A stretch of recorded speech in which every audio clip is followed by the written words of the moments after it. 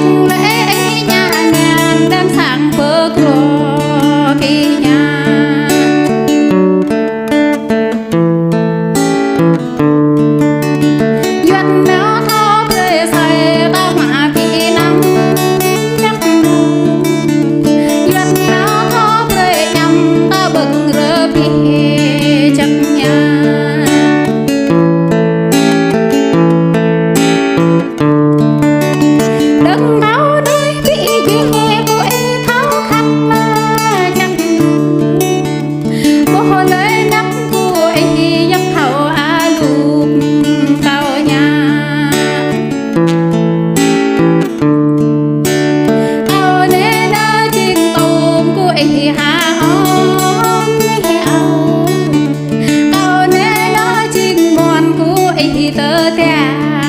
về nhà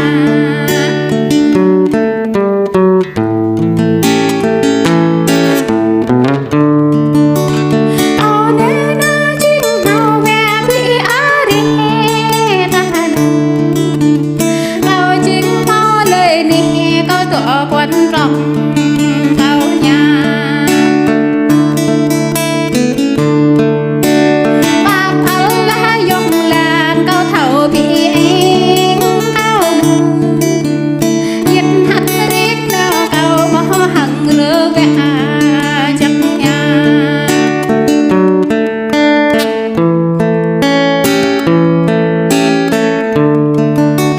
nhiệt hắt dễ ba cả lên mó hằng tuần nhiệt bị nắm đi xe tớ lì rơ nhọn hay nhà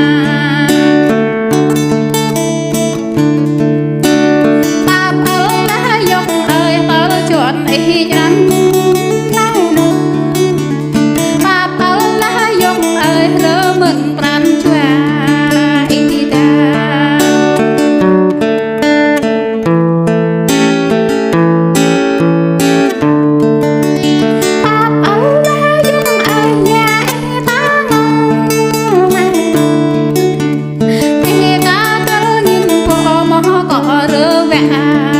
chẳng nhà